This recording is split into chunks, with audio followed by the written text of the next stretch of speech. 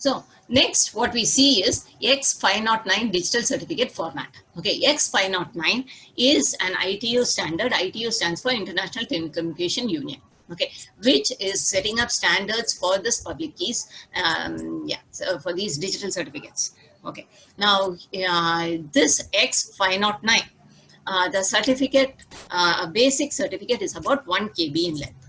Okay, please don't note down this format. This format has not been given in your textbook. Some other format is used. We will see that later. This is just for your understanding that I've put. Okay, we have different versions of, that is basically 3 versions of X. One second. We have 3 versions of X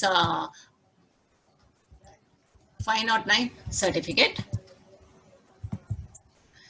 Yeah, the version 1, if you see, it contains only fields up to here. Okay, that is 1, 2, 3, 4, 5, 6 plus the signature one. 7 fields will be there. Okay, in version 2, 2 more fields have been added: issuer unique ID and subject unique ID. Okay, and in version 3, some extensions have also been added. Okay, this is the general format in which this X509 digital certificate is formed. Okay, now what has been discussed in our syllabus is, okay, what are the different fields in the X509 digital certificate format. Okay, the first field is the certificate serial number and version. Okay, what is certificate serial number? Okay, now every certification authority, when he issues a certificate, he gives a unique certificate serial number. Okay, to this, to the certificate. Okay, so that is the certificate serial number. Next, what is version? Okay, as we have seen, we have 3 different versions. So depending on the version, you know what is the data that will be contained in this certificate. Okay, what are all the different fields that will be there depending on which version is being used. Okay, the second information that is found in X509 digital certificate is the issuer information. That is, who is issuing this certificate. Okay, the distinguished name of the entity is given. Okay, it includes the common name of the person, the email address, the organization, the country, etc. Okay, that is all the details of the certification authority who is issuing this certificate is given in this second field. Okay, now coming to the third field, it is subject information. What do you mean by subject? That is the person who has asked for this certificate, the applicant. Okay, who is going to possess this certificate. Okay, his details are what is given next. Okay, that is his name, that is the name of the owner of this certificate is what is found here. Okay, now how is this useful? Now suppose B is a e-commerce website and A wants to interact with B. So A needs B's public key. Okay, so he asks for the public key. What will B do? B will not simply give his public key. Okay, then we are not sure whether it is really the public key or simply he is just an attacker who is posing and is giving some information. Okay, so we want some authentic information. From where do you get the authentic information? You have the certification authority. So if it is from a certification authority, then you know that the certificate is a authentic one. So what we do is A's browser will ask B for the public key. B will send his digital certificate to A. Now A's browser will check in the digital certificate this information, that is subject information, whatever name is given there, and he will verify whether this name and the name that is given in the website is the same or not. Okay, if both are same, then A is sure that this is the actual digital certificate, or what is contained in the certificate is the actual public key. Okay, or it is an authentic public key. Clear? Yeah. If not, then he knows that it is from some other source.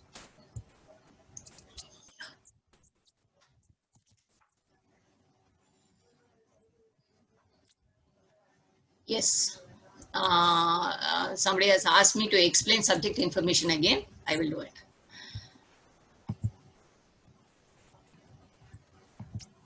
Yeah. Now this subject information, what does it mean? It gives you the name of the person who is holding this digital certificate. Okay, that is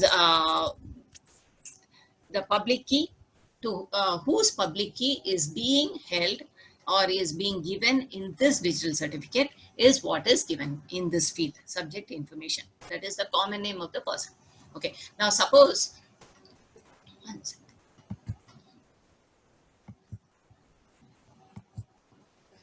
Suppose A, no, one sec.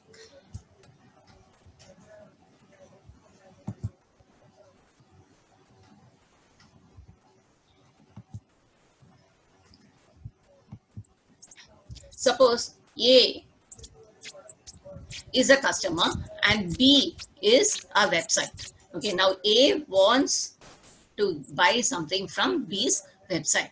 Okay, then A, in order to transact, he will not normally send an encrypted information. Okay, because you know that several attackers can be there.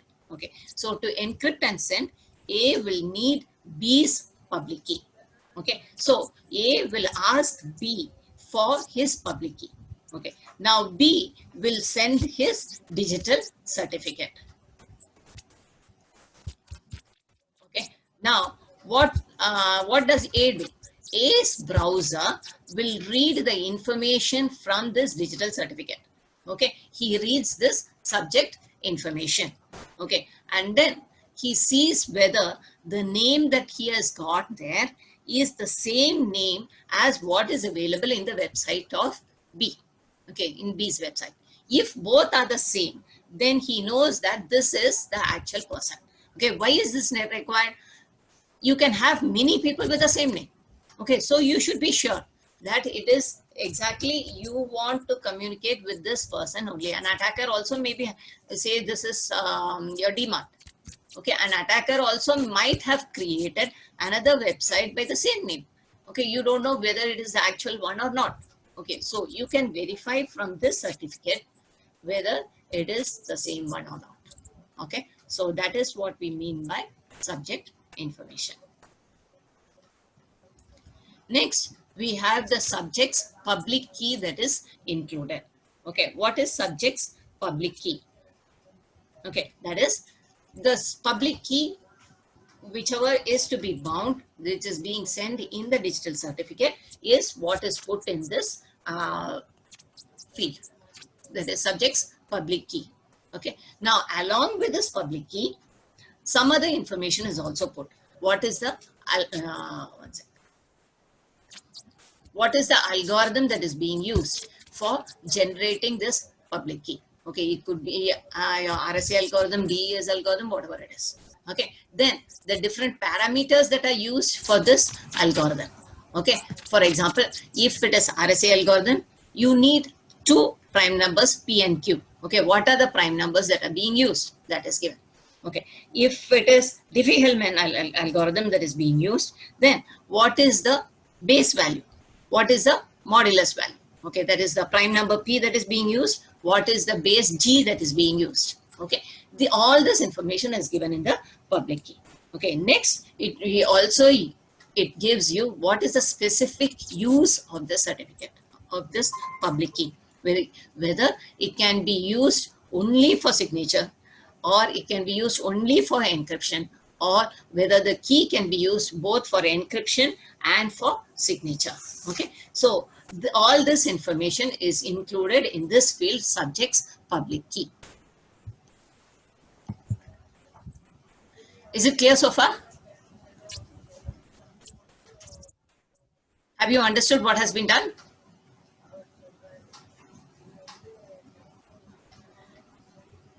Yes, then I'll continue.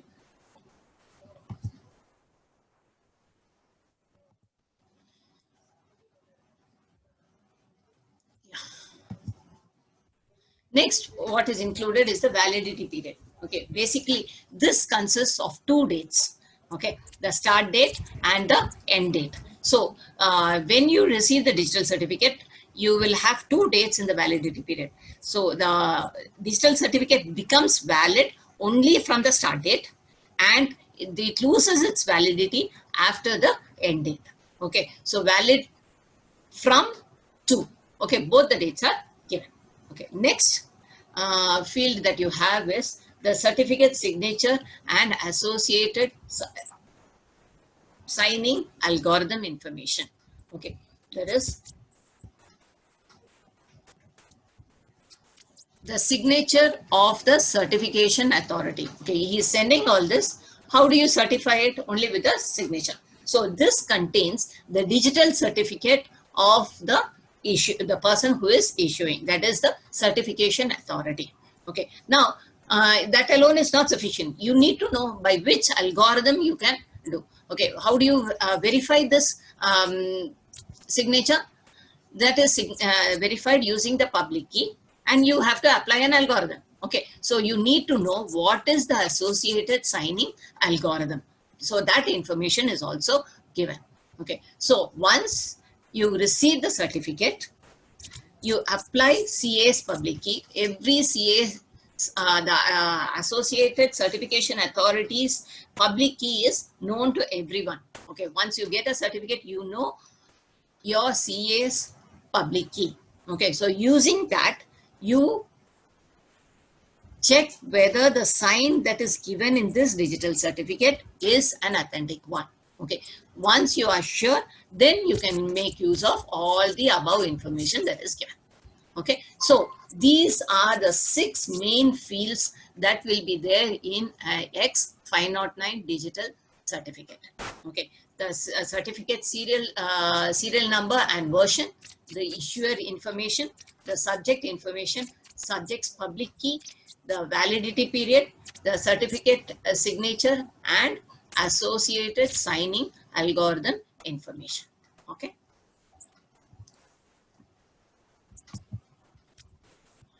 Have you understood so far whatever we have done? Yes, then we'll see how anybody uses this public key.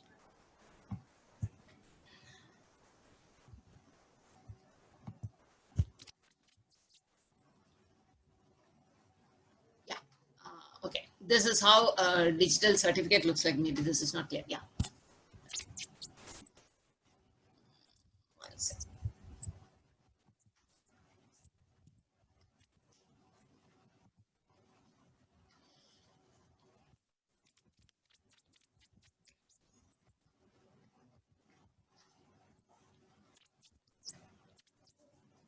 Okay. Maybe the print is very small. I'll just read out. Okay. It first gives a version. Yeah. It gives a version. It gives a serial number. Then it gives the signature algorithm. Yeah. Now it's clear. It is using SHA-256 with RSA encryption. Okay. Then the issuer name, Global Sign Organization, validity not before November 21st, 2016, not after November 22nd, 2017. That means this particular certificate can be used from 21st November 2016, 8 o'clock to November 22nd, 7:59:59, 2017.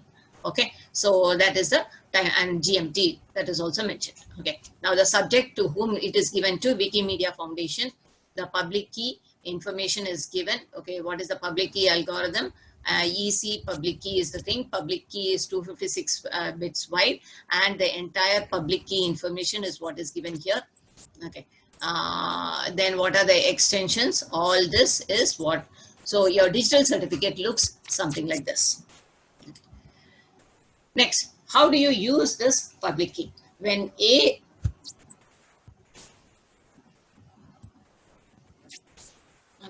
when A needs B's public key, then he asks B for this digital certificate, and B is sending him the digital certificate to A. Okay, now what should A do? Can he directly use the information that is there in the digital certificate. Okay. First of all, he should know that this digital certificate actually belongs to B only. Okay. And it is not from an attacker posing as B. Okay. How does he know this? He gets this information from the subject field. Okay. The subject information field in the digital gives the common name. Okay, so he verifies whether the common name that is given in the digital certificate, the subject information, is the same whatever he is searching for. Okay, once he is sure of this, next he has to check whether the certificate is valid. Okay, how does he know whether the certificate is valid? He gets it from the validity period that is mentioned in the digital certificate. Okay, two dates are mentioned: the before date, the start date, and the end date. Okay, or not before date and not after date. Okay, so if the certificate, if your date is within this period, then the certificate is valid. You are sure of it. Okay, next you have to check whether this certificate is an authentic one. How does he do it? Okay, he has to check the signature of the certification authority or the registration authority, whoever has issued this digital certificate. Okay, for this he has the public key of the CA, so he will encrypt it. He will decrypt whatever is the signature that is given in the digital certificate, and he will be able to find out whether this signature that has been given is a valid one. If that is the case, this digital certificate can be used, or the public key that is given in this digital certificate can be used. Okay, is this clear?